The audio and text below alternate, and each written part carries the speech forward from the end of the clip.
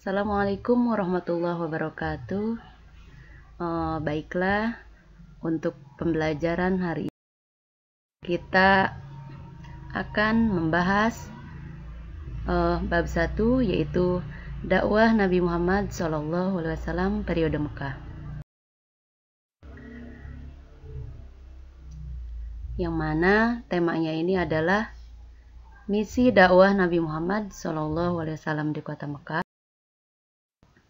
Adapun peta konsep yang akan kita pelajari dari misi dakwah Nabi Muhammad periode Mekah ini adalah: pertama, riwayat hidup Nabi Muhammad SAW. Yang kedua, permulaan dakwah Nabi Muhammad SAW. Kemudian, prioritas dakwah Nabi Muhammad SAW. Respon masyarakat Mekah terhadap dakwah Nabi Muhammad SAW. Dan tantangan dan rintangan serta modal kesuksesan Nabi Muhammad SAW.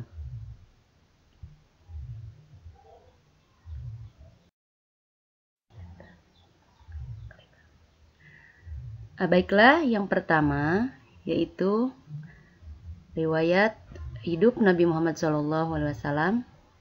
Di sini secara singkat dijelaskan bagaimana proses kelahiran Nabi Muhammad, bahwa Nabi Muhammad dilahirkan pada hari Senin tanggal 12 Rabiul Awal tahun Gajah. Ayahnya bernama Abdullah bin Abdul Muthalib dan ibunya bernama Aminah binti Wahab. Sayyidina Abdullah meninggal di Yasrib saat Nabi Muhammad masih dalam kandungan. Adapun sebagai bidan atau yang menolong proses kelahiran Siti Aminah, yaitu Siti Syifa, ibu dari Abdurrahman bin Auf, yang membantu proses lahirnya Nabi Muhammad. Selanjutnya, Bani Hasyim menyambut senang lahirnya Nabi Muhammad, dan kakek beliau memberi nama Muhammad dan yang menghitan.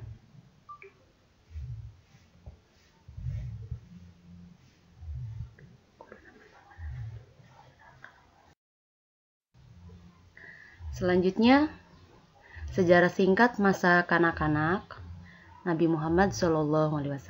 Pertama, setelah Nabi dilahirkan, Nabi diasuh oleh Siti Halimah, yang tujuannya adalah agar tumbuh sehat dan paham bahasa Arab dengan baik. Kehidupan Siti Halimah menjadi membaik sejak mengasuh Nabi Muhammad. Siti Halimah pernah mengembalikan asuhan Nabi kepada ibunya, kepada Siti Aminah, karena kondisi Mekah tandus dan kering. Akhirnya Nabi kembali diasuh oleh Siti Halimah di dusun Bani Sa'ad.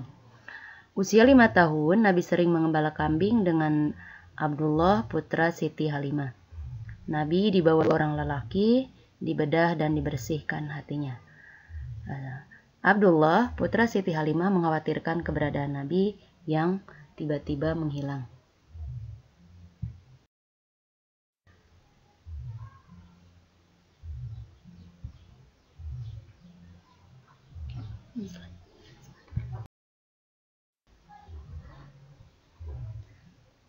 Permulaan dakwah Nabi Muhammad SAW. Nabi Muhammad diangkat menjadi Rasul. Pertama, Nabi Muhammad sering menyendiri, memikirkan cara meluruskan kaumnya yang gemar melakukan dosa. Nabi Muhammad mengasingkan diri di dalam Gua Hiro selama berhari-hari untuk menenangkan diri. Selama 6 bulan berkholwat, akhirnya Nabi Muhammad menerima wahyu yang pertama, yaitu surah Al-Alaq ayat 1-5. Saat menerima wahyu, Nabi diangkat menjadi Nabi dan Rasul. Diangkatnya Nabi Muhammad menjadi Nabi dan Rasul menjadi awal perubahan peradaban umat manusia.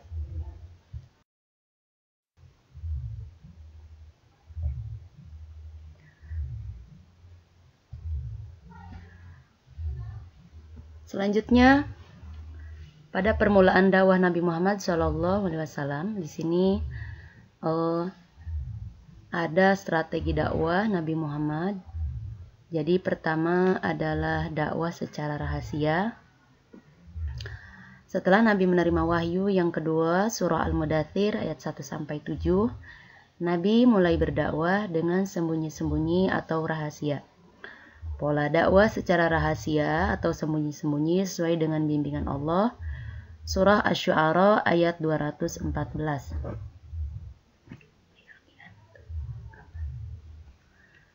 Nabi berdakwah dengan pola rahasia atau sembunyi-sembunyi selama 3 tahun.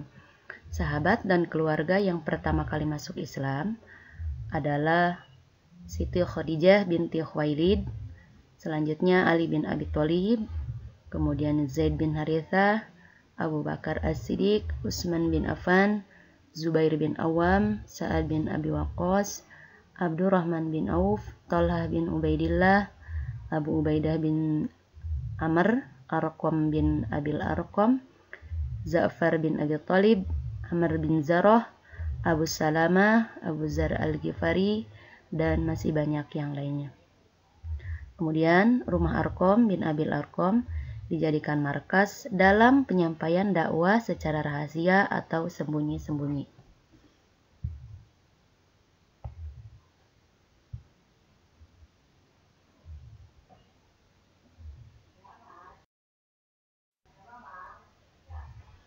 Yang kedua adalah dakwah secara rahasia.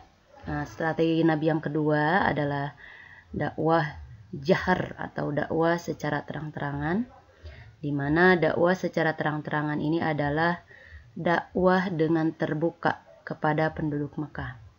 Isi dakwah Nabi mengajak masyarakat Mekah untuk mengimani Allah, meninggalkan berhala dan perbuatan dosa. Dakwah dengan pola terbuka ini dimulai tahun keempat kenabian setelah Nabi menerima wahyu, surah Al-Hijr ayat 94. Mengundang kerabat karibnya, namun hanya sedikit yang beriman. Mengumpulkan masyarakat dan mengajak mereka untuk beriman, tetapi Nabi malah ditolak. Sehingga kemudian Allah menurunkan surah Al-Lahab sebagai balasan dari makian Abu Lahab.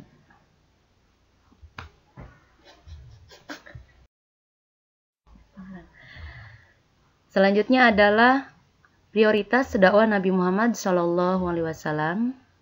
Jadi prioritas ini adalah hal utama yang dilakukan oleh Nabi ketika berdakwah, di mana Nabi mengajarkan ketauhidan, kondisi masyarakat Mekah menyembah berhala, menegaskan hari kiamat sebagai hari pembalasan, merubah perilaku masyarakat jahiliyah, dan mengangkat dan melindungi hak asasi manusia.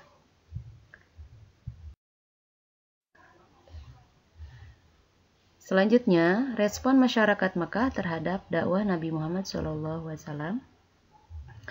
Ada beberapa faktor kenapa penduduk kota Mekah menolak ajakan Rasul. Yang pertama adalah mereka takut kehilangan kekuasaan, kemudian takut kehilangan status sosial, dan takut hilangnya perdagangan patung. Tantangan dan rintangan. Berbagai cara dilakukan kaum Quraisy untuk menghalangi dakwah Rasul.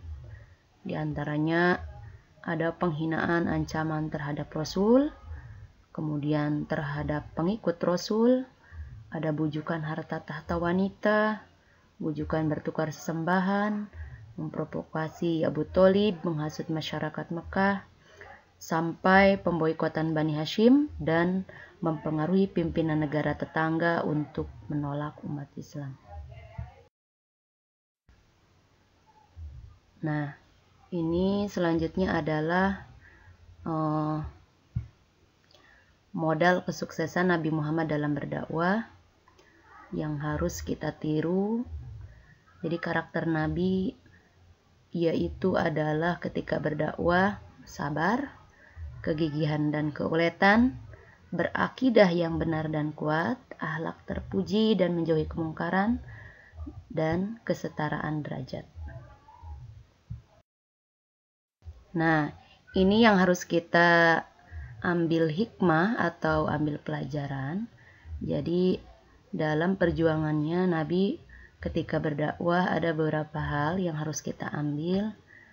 Pertama adalah kita harus memiliki akidah yang kuat, bersikap tegas menolak kekufuran, kemusyrikan, dan kemaksiatan, sabar dalam menghadapi ujian dan cobaan, serta memiliki rasa tanggung jawab terhadap tugas atau amanah.